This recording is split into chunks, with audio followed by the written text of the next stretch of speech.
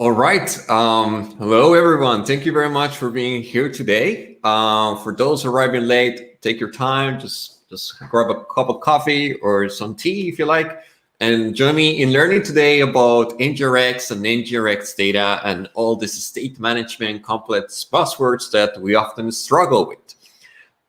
Let me tell you, first of all, that my name is Juan. I'm actually from Colombia, but I'm currently based in Austria.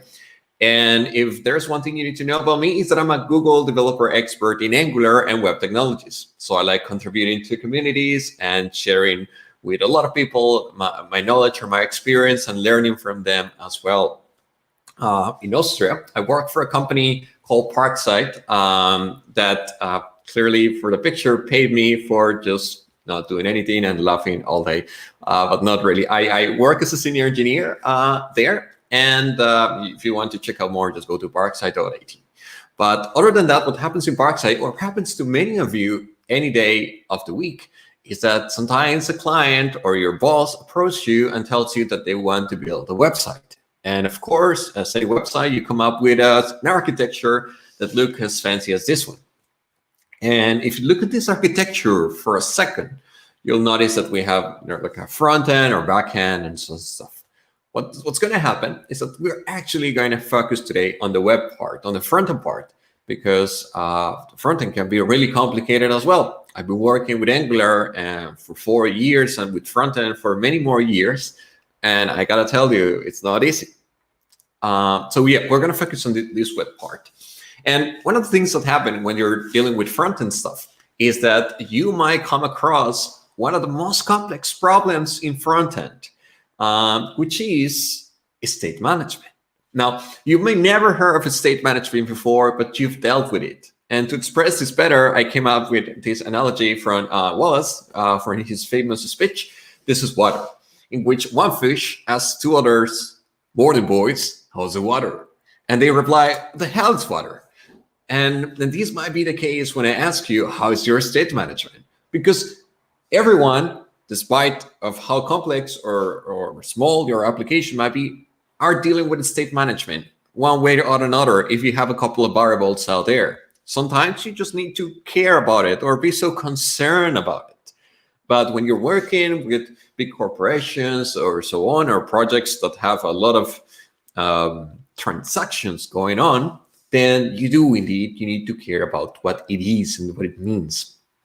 So before we actually go into all these NgRx data, let me give you some context as to what this state management means. Let's imagine that in the website we were building before, you come out with these components, right? So you have like, oh, right, I'm going to create this navbar here, I'm going to create this card there, and this footer here. And those components somehow need to communicate with each other. Maybe if you press a button in some component, another component needs to be updated, and so on and so forth. This happens very often. And what happens is that what we do is that we turn these components into nodes and put them on a tree. This is how they look like. They look like a typical tree you might have seen before, in which once a component is triggered, so when something happens, then the other components are updated, are notified, right? Like that's the typical approach. And in Angular in particular, you can do this with inputs and outputs, and that's called component communication. It works really well. You can also use services, or you can use any other ways you want. But at the end, you're dealing with state management. Now, when you're dealing with a small application, what happens is that usually this is not much of a concern. That's usually very easy to go about. But then when the client of yours or your boss comes again and tells you, well, actually, that website that we were building, it's going to be a little bit more complicated. We're actually going to do this, a dashboard. And of course, dashboards, like any other, have a lot of cards, a lot of components, charts, tables, a sidebar with a lot of menus, and so on. And what happens is that naturally, these the component communication or how they interact becomes way more complicated. So that's what we're going to take a look at. How to solve these problems. How to solve the problem which components are all crazy. Some need to communicate with each other, some shouldn't, and so on. And if you've been in the web for a while, you might have heard of this popular word called Redux, which is an approach in which you can solve this problem. Pretty much without Redux, what you have is a little complex back and forth of computing communication, in which one component tells the other, hey, this happened, I was clicked, and the other one tells like, oh, you were clicked, so this counter goes up, and so on. But with Redux, what happened is that you change that approach to have a single source of truth, in which you keep all your state in that place, and anytime something happens, then that store is updated, and all the other components which are subscribed to the store get notified. So it's like an abstraction layer, or you call it what you want, where you put all your state, and then it's managed much more easily. So Redux is fantastic. It works really well. As you may have heard, not all projects need Redux, so that's fine. You might not need it, and that's okay. But remember, Redux. So if you made it up to this point and you understood what we were talking about, so you reach a checkpoint, because from this moment on, we're gonna cross a little bit boundaries here towards more Angular specific stuff. What happens is that when you take Redux and you mix it with Angular and maybe RxJS, you might be wondering that you get something really interesting. What Pokemon is it? You might be wondering. It is NgRx. NgRx is the library for a specific implementation of Redux in Angular. And it's very popular. If you work with Angular, certainly you have heard of NgRx.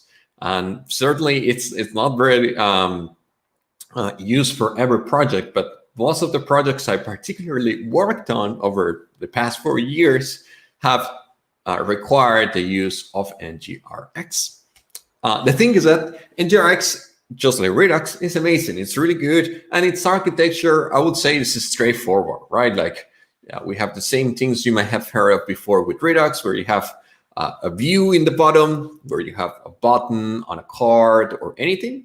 When that's click, then that triggers an action, or it dispatches an action, which goes to the reducer, which is the one in charge of determining what to do with action, and then updates the store correspondingly.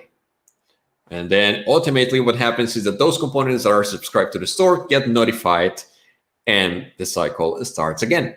So that's pretty much the Redux architecture. That's how it goes, just like those components.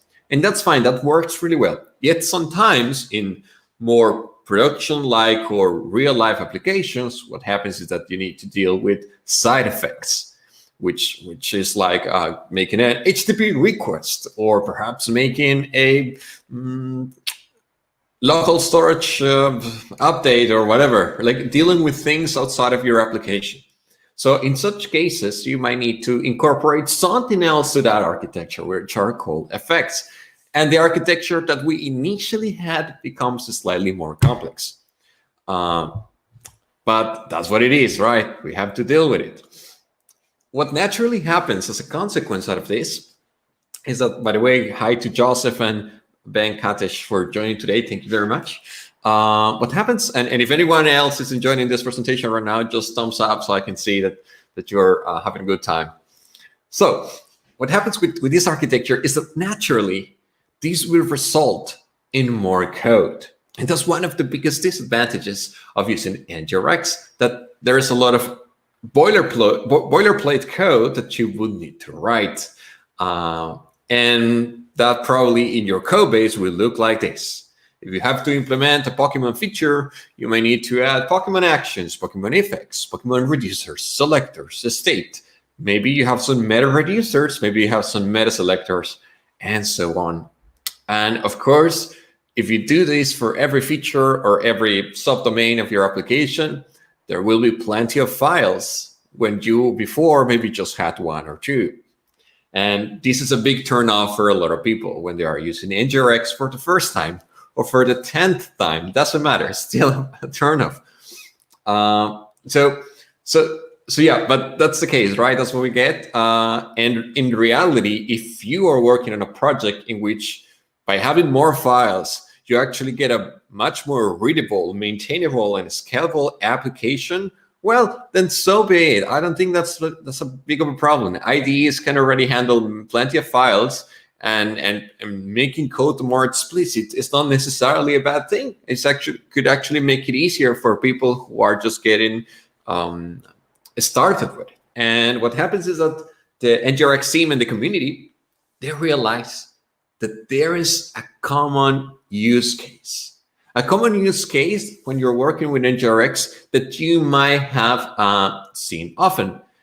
This common use case is when you're working with CRUD applications or CRUD processes. CRUD stands for create, read, update, and delete, which is better simplified with this table, where you have some records, so that is reading, where you have the edit button, which is updating, where you have the delete button, which is deleting, and where you have the add item in the bottom, which is creating. So you have CRUD.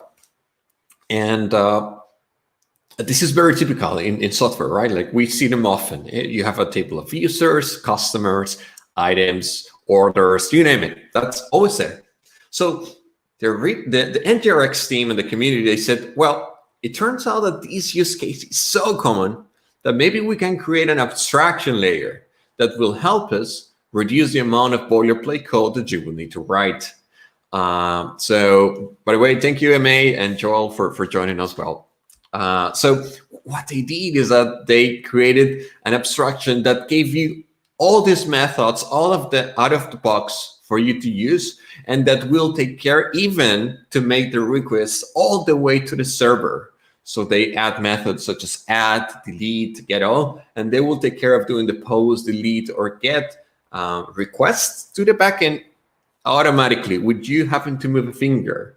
And that sounds amazing because then you don't have to write as many files and logic and so on.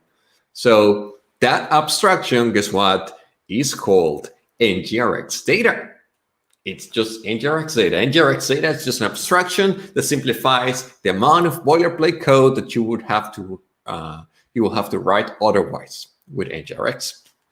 So the thing is that when I was preparing this talk and before when I was learning NgRx Data myself, I realized that the documentation is there and it's great, but there's no many tutorials or examples in other places where you can find them. In YouTube, there is not too much. Maybe some of them work, but they're too advanced. So I wanted to give people the opportunity to learn about NgRx Data from scratch, like from very, very, very zero, like from a new application, and then take it from there. And that's what we're going to do today.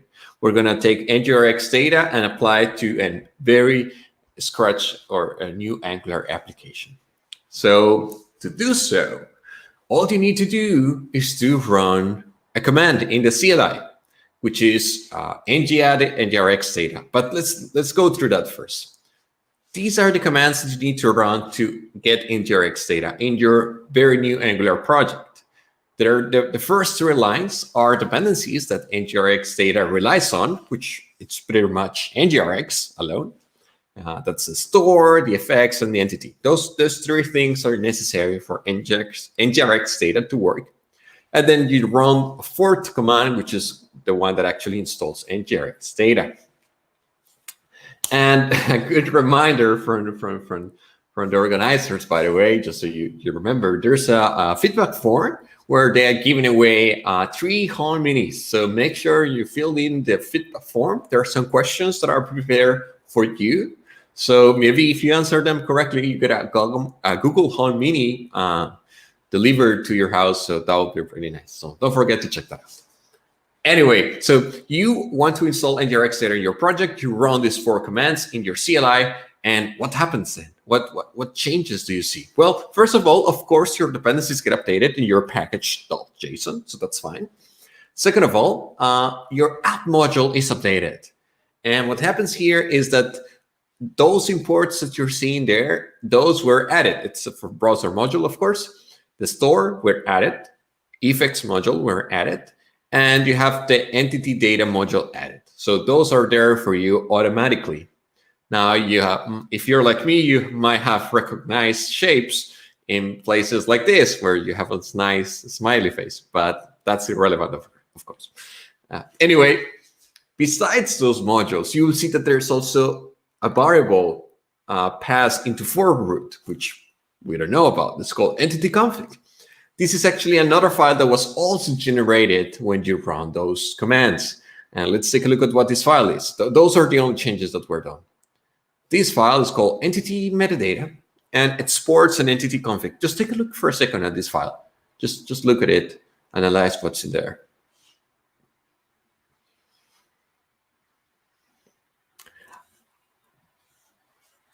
By the way, sorry for, the Google Home is only for residents of Qatar. Yeah.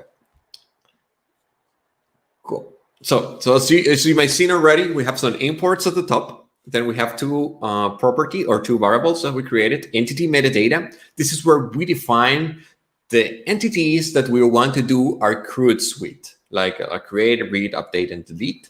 Plural names is on configuration. You don't need to care about that for now. And there is just another variable that kind of wraps them all together. So that's what you get when you run those 4 lines of code. Now, this is where it becomes interesting. Once we've done that, what we need to do is that we need to tell them that we want to create a CRUD collection, for example, of posts. So all we need to do, the only thing we need to do is that we need to take that object and then write down the name of the collection. In this case, it's called post. But if you had customers, then you just write customer or client or user. That's all you need to do. So once you do this, you're just one step closer to being able to enjoy all the benefits of NgRx Data. So the one thing you need to do, though, of course, is that you want to create a service, because by creating a service, you will be able to use all these advantages in different components. And to do so, you're going to head and create a file like this one. There are just scaffolders that you can use, or you can just write it down by yourself. And what you can see is that this service has nothing in it, really. It's like it's an empty service. The thing that it is doing is that it is extending, as you can see in line 8, entity collection service base, which what it does is that it gives you all the methods that I mentioned before about CRUD. Add, delete, get all, so on and so forth. I highlighted the number 1 where there is an any, because there you can put your interface of that given post, object, or whatever, or customer, you name it. And then number 2, because that must match what we wrote before. So remember, we put post in that entity config object, then we need to put it here as well. By doing that, we are done. All we can do is enjoy the benefits of what NgRx Data gives us. So to do so, by the way, these are the methods for you to remember. So we have add, delete, get all, get by ID, get with query, update. So we have all of that by default. So what we do is that we go to the component and inject the service and start using it. How do we do that? Well, it's as simple as using dependency injection. We just inject the service, and then we say get all to the service, and then we just print the results. And guess what happens when we go to the browser? We get an error that says that HTTP client is missing, as you can see. Like entity data module needed entity catch effects, which needed entity catch data service, which needed HTTP client 3 times. So naturally, what we need to do is to inject or import another module, which is HTTP client module, which is the one in Angular that allows you to do HTTP requests. So we go ahead and add it, and we go back to the browser and see what happens. It works, it compiles, but then we get a 404. Guess what? Because it's trying to make a fetch, get request in, as you can see, localhost 4200 API post to an URL that doesn't exist because we haven't really set up any backend yet. So what we want to do is to do that, right? Let's set up a backend, make it work.